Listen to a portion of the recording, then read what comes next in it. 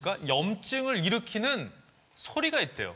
소리요? 소리요? 진짜 염증을 일으키는 소리가 있답니다. 한번 들어보실까요? 뭐야? 뭐야? 이게 무슨 소리예요? 아, 코 고는 소리예요? 코골이 아니에요? 제 소리예요?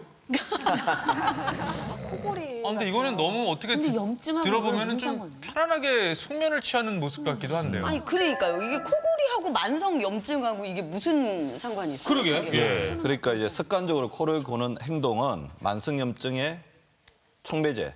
그러니까 만성염증을 부를 수가 있는데 뭐냐면 우리가 코를 곤다는 거는 뭐냐면요. 깊은 잠을 못 잔다는 거잖아요. 자면서도 이제 숨을 쉬어야 되는데 숨길이 막히니까 코를 골아서라도 숨길을 확보하려고 하는 거니까 깊은 잠을 못 자면서 오히려 이제 그렇게 되니까 자는 동안 어떻게 되냐면 스트레스 호르몬이 분비되고 활성산소가 분비되면서 잠을 자는 게 피로를 회복하는 게 아니고 만성염증을 일으키는 하나의 행동이 된다는 거죠. 습관성 코골이가 있습니다. 5일 이상, 일주일에 5일 이상 습관성 코골이는 우리 혈액 검사를 했더니 만성염증 수치가 굉장히 이렇게 2배 이상 올라갔다고 돼 있고요. 이게 코를 고다 보면 호흡 중추가 굉장히 피곤하거든요. 그러다 보면 어떻게 됩니까? 나 아예 숨 안 쉴래. 수면 무호흡증이 올 수 있죠. 수면 무호흡증이 되면 우리가 혈액 속에 산소가 공급이 안 되니까 심장 쪽에 타격을 받습니다. 그래서 심장이 급하게 뛰다 보니까 어떻게 됩니까? 심근경색도 오고 부정맥도 오고 어떻게 보면 죽음을 부르는 소리가 코 고는 소리일 수도 있다는 거죠.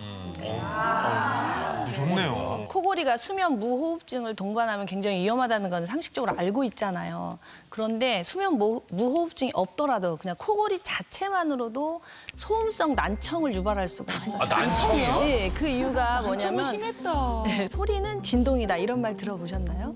베토벤이라는 훌륭한 음악가가 청각장애가 있었음에도 불구하고 작곡을 했던 이유는 피아노의 진동을 느껴서 작곡을 했기 때문이에요. 그러니까 소리 자체는 진동이에요. 원래 이 귀에 달팽이관이 이 진동을 느껴서 그거를 청신경으로 뇌로 보내는 거거든요. 근데 계속 노출이 되니까 청신경이 망가질 수가 있는 거예요. 그리고 옆에 계신 분도 그럴 수 있는 거죠. 아, 같이 소리를 네, 계속 그 들으니까. 이유가 이 난청이라는 것이 이제 소리를 측정하는 게 데시벨이라는 게 있는데 우리가 이렇게 지금 대화하는 것은 50에서 60 정도 돼요.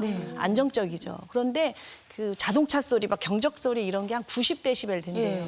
코골이가 그거와 유사한 거예요. 그렇게 많아요? 네, 그러니까 코골이가 계속 지속이 되면 코골이 하는 사람이나 같이 자는 사람이나 다 난청에 그래서 제가 난청이 왔나 봐요. 집사람이 여보 밥 먹어요를 꼭 3번 해야 가요, 제가. 한 번에 못 알아들어. 무섭다 정말. 그건 말을 안 듣는 무시하는 청소년이라서. 해놓으면 바로바로 와서 먹어야지.